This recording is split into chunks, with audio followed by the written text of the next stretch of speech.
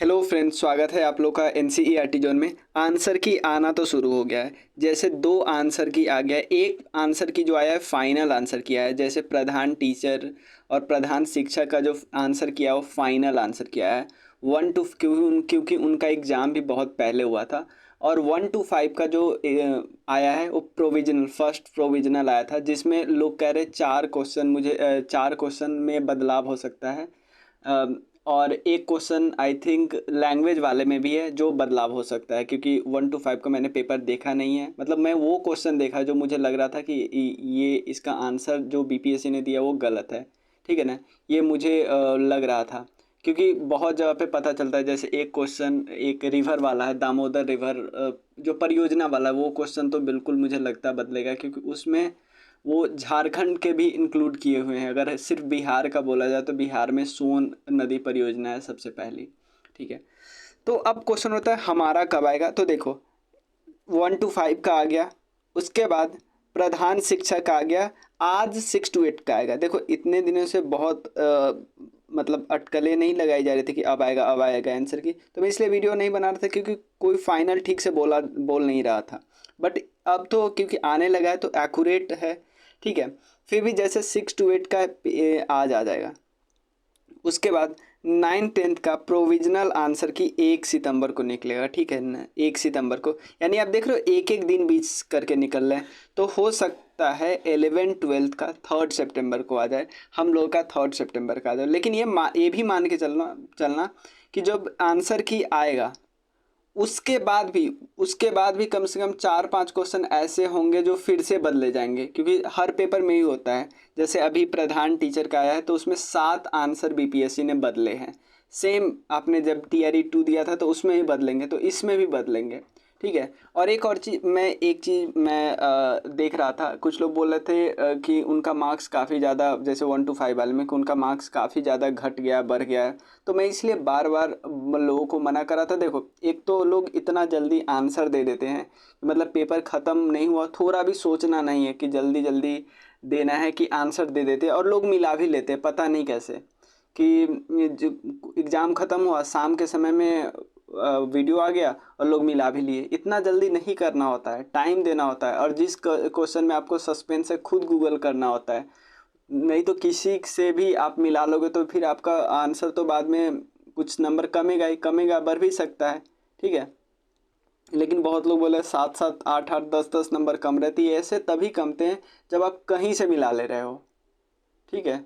और मेन क्या होता है, क्योंकि अब तो OMR सीट हो गया, अब जो आप मिलाओगे वो परफेक्ट मिलाओगे, क्योंकि आपका OMR भी है, मतलब आपने जो रंगा है वो भी है। कई बार क्या होता है कि क्वेश्चन में कुछ और लगा दिए हो और रंगने वक्त कुछ और लगा दिए हो, तो ये डिस्क्रिपेंसी आ जाती है। तो अब तो बिल्कुल परफेक्ट मिला सकते हो। लेकिन इसके बाद भी 1 to 5 में तो मुझे लगता है 3 या 4 क्वेश्चन तो बदलेंगे बदलेंगे। लैंग्वेज मिला दो तो 5 क्वेश्चन बदलेंगे, क्योंकि कई लोग लैंग्वेज में ही फेल है।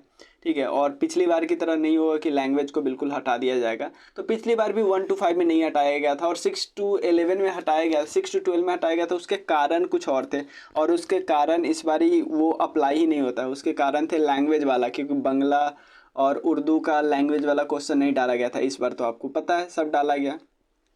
ठीक है। तो हमारा कब, हम लोग मान के चलते 3rd या 4th सितंबर से पहले हम लोग का आ जाएगा।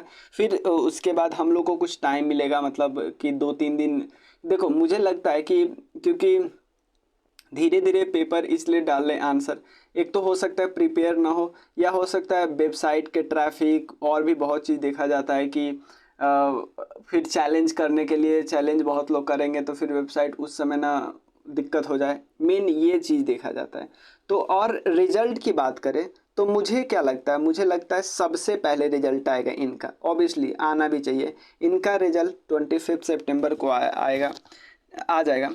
मतलब इनका 25 इनका सबसे पहले आएगा। उसके बाद मुझे लगता है 1 to 5 का आएगा, क्योंकि रिलेटिवली देखो धीरे धीरे जितना आप ऊपर जाते हो नंबर ऑफ सब्जेक्ट ज़्यादा होता जाता है। तो पिछले बार भी आपने देखा था सबसे लास्ट में रिजल्ट 11 12 का ही आया, क्योंकि सब्जेक्ट ज़्यादा है। तो जितना ज़्यादा सब्जेक्ट आएगा उतना धीरे धीरे। तो यहाँ पे लगता है सबसे पहले प्रधान टीचर, फिर 1 to 5, फिर 6 to 8, फिर 9 10, फिर 11 12, ऐसे ही आएगा। ठीक है। तो इसके अलावे मैं एक चीज़ बता देना चाहता हूँ इस वीडियो में, बस इतना ही। इसके अलावा मैं बता देना चाहता हूँ कि जो TRE 4 की तैयारी कर रहे हैं उनके लिए जो 40 मार्क्स का GS है वो मैं पूरा करा रहा हूँ। मॉडर्न हिस्ट्री ऑलरेडी करा दिया हूँ। 9th का NCERT साइंस कवर है, ऑलमोस्ट 2 चैप्टर बचा हुआ है। इसके अलावा अगर आपको पूरा का पूरा चाहिए तो आप क्राउन GK है, वहाँ से भी कर सकते हैं। क्राउन GK का एक एक चैप्टर वाइज मैंने वीडियो से कराया है, वो भी आप देख सकते हो। लूसेंट से मैंने कराया, लूसेंट भी देख सकते हो, तो आपको कहीं से देख सकते हो। बट ये ध्यान देना कि आपको जो पढ़ना है वही पढ़ना है। जैसे आपको क्या करना है, modern history, geography, modern history में बिहार स्पेशल भी डालना, ज्योग्राफी में अपना बिहार स्पेशल डालना, और साइंस का तो अलग है ही, करेंट अफेयर्स और उसके अलावा मैथ्स। ठीक है, इस वीडियो में बस इतना ही। आप थोड़ा सा धैर्य और बना के रखिए 11th-12th वाले, कंप्यूटर साइंस वाले, कि आने वाले मतलब अब कितना दिन बचा है, 5 दिन और बचा है। 5 दिन बाद हम लोग का आंसर किया जाएगा, फिर मिलाएंगे, फिर हम लोग बात करेंगे क्या से कैसे हुआ। ठीक है, क्योंकि हम लोगों में बहुत ज़्यादा मतलब कि लोगों के नंबर घटने के चांसेस है, क्योंकि कई लोग कहीं से मतलब कि जो, जैसे मान लो मैं 2-3 टीचर की बात करता हूँ, 2-3 टीचर जो आंसर दिए उनके खुद में 20 मार्क्स के फ़र्क है। ठीक है ना, तो क्वेश्चन बढ़ने घटने, नंबर बढ़ने घटने के चांसेस सबके बहुत ज़्यादा है। ठीक है, तो देखते हैं क्या होता है, कितना नंबर बढ़ता है या घटता है। ठीक है, ये तो वक्त ही बताएगा। तब तक के लिए हम लोग बस ढांढस बना के रखते हैं एक दूसरे के लिए। ठीक है, मिलते हैं फिर नेक्स्ट वीडियो में, तब तक के लिए थैंक यू सो मच।